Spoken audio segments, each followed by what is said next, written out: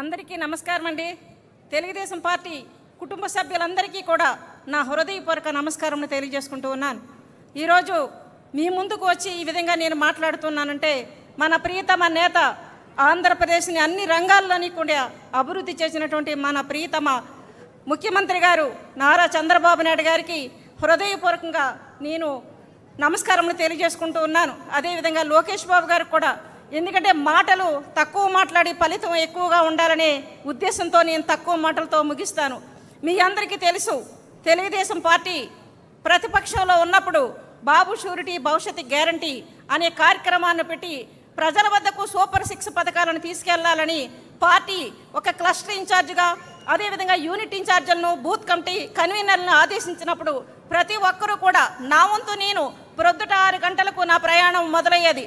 రాత్రి అయ్యేవాడి వరకు ప్రతి ఇంటికి కూడా అమ్మా జగన్మోహన్ రెడ్డి మోసం చేశాడు, అతను మోసపు కబుర్లు నమ్మొద్దు, మన బిడ్డల భవిష్యత్తు బాగుండాలంటే, మన రాష్ట్ర అభివృద్ధి జరగాలంటే మన చంద్రబాబు నాయుడు గారిని ముఖ్యమంత్రిగా చేసుకోవాలి, కూటమి ప్రభుత్వాన్ని మీరందరూ కూడా గెలిపించాలని ప్రతి ఇంటికి కూడా వెళ్ళి మేము అభ్యర్థిస్తూ ఉంటే కొంతమంది నన్ను అంటూ ఉండేవారు, అమ్మ ఎందుకు విజయలక్ష్మి గారు అంత కష్టపడిపోతున్నారు, మీకు షుగర్ వచ్చి పడిపోతున్నా కూడా మీరు అలా తిరుగుతున్నారేంటని చెప్పేసి అడుగుతూ ఉంటే నేను ఒకటే చెప్పేదాన్ని, నేనేమైనా పర్వాలేదు, నా చంద్రబాబు నాయుడు గారు ముఖ్యమంత్రి అవ్వాలి, అదొక్కటే నా ఆలోచన.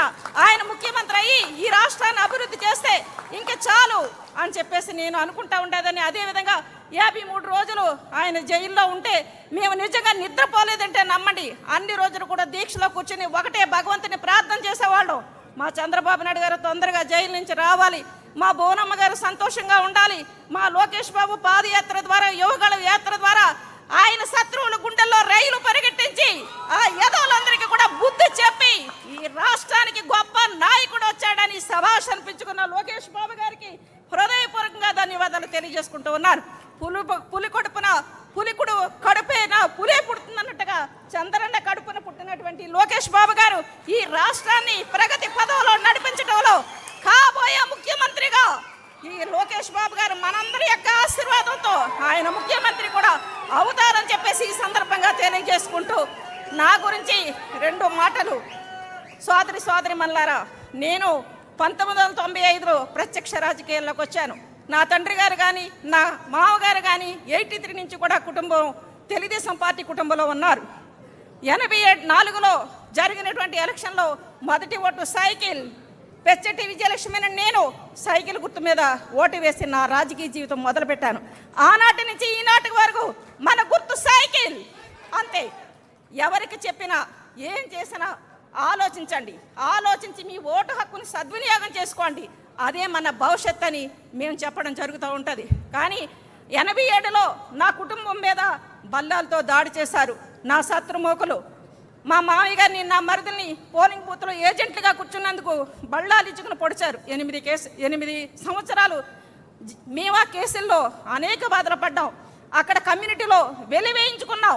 అయినా సరే నా కుటుంబం, నా భర్త నిశ్శబ్దంగా కూర్చున్నాడు పెచ్చటి వేణుగోపాల్ గారు. ఏ రోజు కూడా ఎన్కౌంటర్లో అనేక రాతలు మా గురించి రాసినా ఏ రోజు కూడా నువ్వు ఏనాడు అధైర్యపడవద్దు, నీ వెంట మేము ఉన్నాం, నీకు చంద్రబాబు నాయుడు గారంటే నాయకత్వంలో పనిచేయటం అనేది చాలా గొప్ప అదృష్టం, ఆ అదృష్టం భగవంతుడు నీకు ఇచ్చాడు.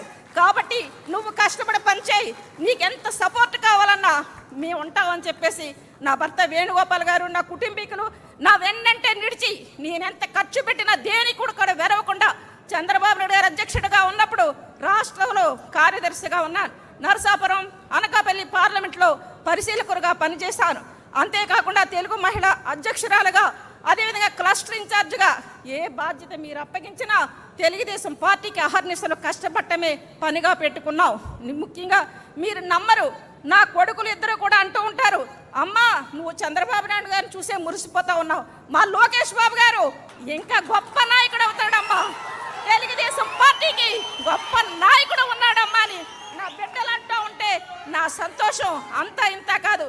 అలాంటి నన్ను 30 సంవత్సరాల పైబడి తెలుగుదేశం పార్టీకి పనిచేసినటువంటి నన్ను ఈ డయాస్ మీద మీ అందరి పెద్దల ముందు ఈ విధంగా మాట్లాడే అద్భుత అవకాశం ఇచ్చినందుకు మీకు మనస్ఫూర్తిగా ధన్యవాదాలు, నమస్కారములు తెలియజేసుకుంటూ ఉన్నాను. మిత్రులారా, మీ అందరికీ ఒక మాట చెప్తా ఉన్నాను, గ్రహించండి. దయచేసి 2024లో మనం ఎలా పనిచేసి ముఖ్యమంత్రిగా చేసామో 2029 మనం ఈనాటి నుంచి కూడా కష్టపడి పని చేయకపోతే మళ్ళీ జగన్మోహన్ రెడ్డి రాక్షసుడికి అధికారం ఇచ్చే ప్రసక్తే లేదు. మీరందరూ కూడా మనం ప్రతి ఇంటికి గడప గడపకి ప్రయాణం చేసి సూపర్ శిక్ష పథకాలు ఏ విధంగా సక్సెస్ చేశాం, మన నాయకుడు ఎంత గొప్ప, ఈ దేశ రాజకీయాల్ని శాసించడంలో ఎంత దిట్టో, అదేవిధంగా లోకేష్ బాబు గారు ఎన్ని ఉద్యోగాలు ఇస్తానని మాట ఇచ్చారో ఆ విధంగా ఉద్యోగాలు ఏ విధంగా కల్పన చేస్తూ ఉన్నారో, మరి యువతని ఏ విధంగా ప్రోత్సహిస్తూ ఉన్నారో. తెలుగుదేశం పార్టీ అంటేనే మహిళలకి పెద్దపీట వేసినటువంటి పార్టీ. మహిళలకి ఆస్తి ఎక్కే కాదు, మహిళలకి రిజర్వేషన్లే కాదు, మహిళలకి విశ్వవిద్యాలయాలే కాదు, మహిళల కోసం ఆర్థిక స్వావలంబన కలిగేలాగా డ్వాక్రా గ్రూపులు ప్రవేశపెట్టి అనేక లోన్లు ఇచ్చి ప్రతి మహిళ కూడా ఆర్థిక స్వాతంత్రం రావాలి అని మహిళలందరినీ కూడా ప్రోత్సహించి ఎక్కడ మహిళలు గౌరవింపబడతారో అక్కడ దేవతలు ఉంటారని నానుడిని నిజం చేసినటువంటి మహానుభావుడు మన చంద్రబాబు నాయుడు గారు. సమాజంలో సగభాగం ఉన్నటువంటి మహిళలందరికీ కూడా ఈరోజు మనకు చంద్రనే దేవుడు, మన నాయకుడు చంద్రబాబు నాయుడు గారు. ఈ సృష్టి మూలం ఆ భగవంతుడు ఈ ఆంధ్రప్రదేశ్ చరిత్రలో చంద్రబాబు నాయుడు గారి పేరు లిఖింపబడుతుంది. ఆయన నాయకత్వంలో లోకేష్ బాబు గారు ముఖ్యమంత్రిగా ఈ రాష్ట్రాన్ని మరింత ఉన్నతమైన స్థాయికి తీసుకెళ్లాలని తెలియజేసుకుంటూ మీ అందరికీ కూడా హృదయపూర్వక నమస్కారం తెలియజేసుకుంటూ సెలవు తీసుకుంటూ ఉన్నాను. జై హింద్.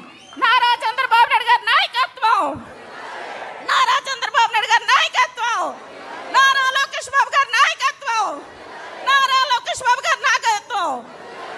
ఎన్టీఆర్, ఎన్టీఆర్. జై తెలుగుదేశం, జై జై తెలుగుదేశం. చాలా కృతజ్ఞతలమ్మా.